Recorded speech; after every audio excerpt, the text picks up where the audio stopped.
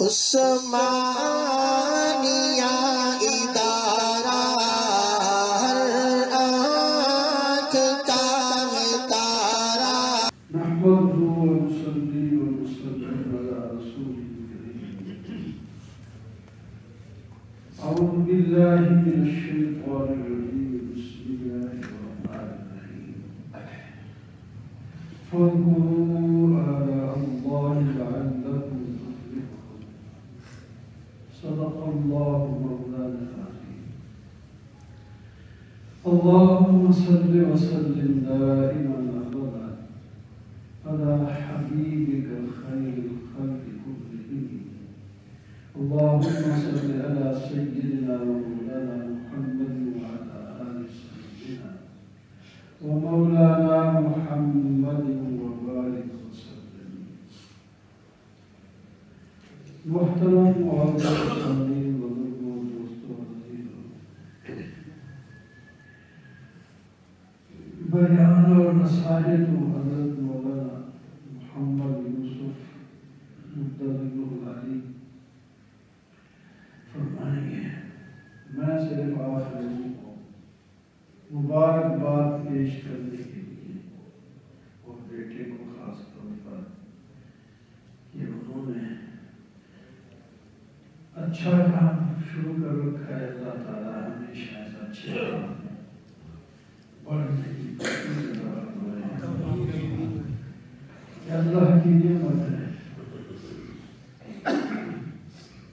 شکر ہے الحمدللہ اللہ تعالیٰ نے اچھے بچے عطا فرمائے ہیں جہاں سے ان کی کوئی بات سن کر یا ان کے کوئی نمازی ہے تو جب ملتا ہے تو اچھے انداز میں بات کرتا ہے.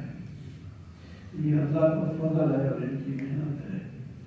اللہ تعالیٰ مزید ترقی نصیب فرمائے. اللہ تعالیٰ کا ارشاد گرامی ہے اللہ تعالیٰ کی نعمتوں کو یاد کرو تاکہ فلاح پاؤ. اللہ کی بے شمار عالمگین کی نعمتیں ہیں. استعودوا نعمت اللہ لا تحصوها. صرف شمار ہی کرنے لگو نعمتوں کو تو شمار تک نہیں کر سکتے. تو نعمتوں کا شکریہ ادا کرنا اس میں ایک تو نعمت بڑھتی ہے. لئن شکرتم لأزیدنکم. وہ نعمت بڑھتی ہے جس پر شکر کیا جائے وہ پہلے سے زائد ہو جاتی ہے. اس واسطے جو تنگ دست ہو اس کو بھی شکر کرنا چاہیے. اللہ تعالیٰ اس کی تنگ دستی کو بنا سے بدل دے گا. کوئی بیمار ہے لیکن پھر بھی اس کو جتنی صحت ہے اس پر شکر ادا کرنا چاہیے. اسی طرح نمازی پڑھتا ہے تو شکر ادا کرے. اللہ تعالیٰ 5 وقت کی نماز کی توفیق دی ہے تو کل تہجد کی اجازت کی اشراق کی بھی توفیق دے گا. بڑھتی جائے گی نعمت پر شکر ادا کرنے سے نعمت بڑھتی ہے. اور جو میں نے آتا ہے حصہ بڑا ہے اس میں فلاح کا ذکر ہے. اللہ کی نعمتوں کو یاد کرو تو کامیاب ہو جاؤ. تو یاد کرنے کا یہ مطلب نہیں ہوتا کہ آدمی سے اس کی تسبیح پڑھتا ہے. نعمت کو جس طرح استعمال کرنے کے لیے اللہ تعالیٰ نے عطا فرمائی ہے نعمت اسی طرح استعمال کرے. یہ ہے شکر. اللہ تعالیٰ نے عظیم ترین نعمت قرآن پاک کی عطا فرمائی. اس جیسی نعمت اور کوئی نہیں. قرآن پاک اللہ تعالیٰ کی صفت ہے. اللہ تعالیٰ کی کلام ہے. اللہ تعالیٰ نے اپنی کلام ہمیں عطا فرمائی ہے. اور یہ کلام ایسی ہے جس کو پڑھا جائے تو اللہ تعالیٰ کی طرف سے رحمت نازل ہوتی ہے. سکون پیدا ہوتا ہے. فرشتے ایسی مجلس کو گھیر لیتے ہیں اور اللہ تعالیٰ ایسی مجلس کا ذکر فرشتوں میں کرتے ہیں. یہ تھوڑی یہ اپنا اکیلا یا ایک جماعت کے ساتھ ایک جگہ بیٹھا ہوا اللہ کی کلام پڑھ رہا ہے تو اللہ تعالیٰ اس کا تذکرہ آسمانوں پہ کر رہے ہیں.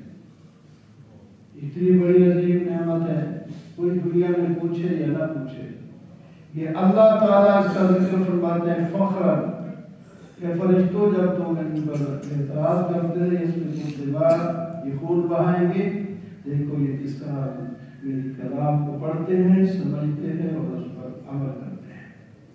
تو قرآن پاک کو اپنا دوست بنا لینا چاہیے، اپنا قائد بنا لینا چاہیے، اپنا رہنما بنا لینا چاہیے. قرآن پاک میں سب کچھ موجود ہے. تو جو آدمی قرآن پاک کے ساتھ وابستہ ہوگا، قرآن پاک قبر میں بھی ساتھ دے گا، قرآن پاک حشر میں بھی ساتھ دے گا اور قرآن پاک سفارش کرے گا.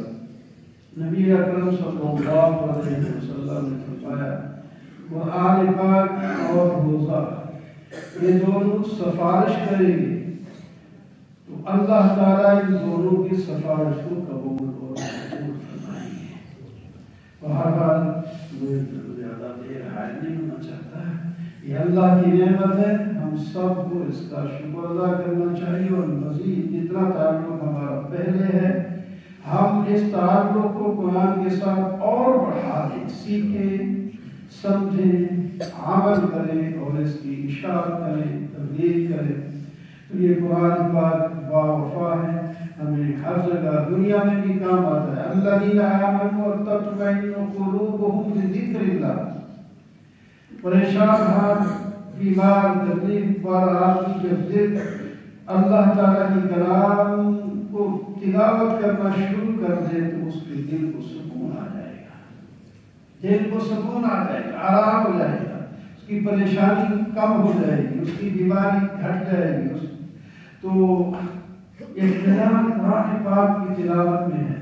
پھر عمل کرے گا، مزید ترقی ہوگی. عمل میں اخلاص ہونا چاہیے، اخلاص کے ساتھ عمل قبول ہوتا ہے. تو اللہ تبارک و تعالیٰ ہمیں ہمارے بچوں کو ہمیشہ کے لیے اور آپ کو اور آپ کے بچوں کو بھی ہمیشہ کے لیے قرآن پاک کے ساتھ وابستہ رکھیں. اور کو لحاظ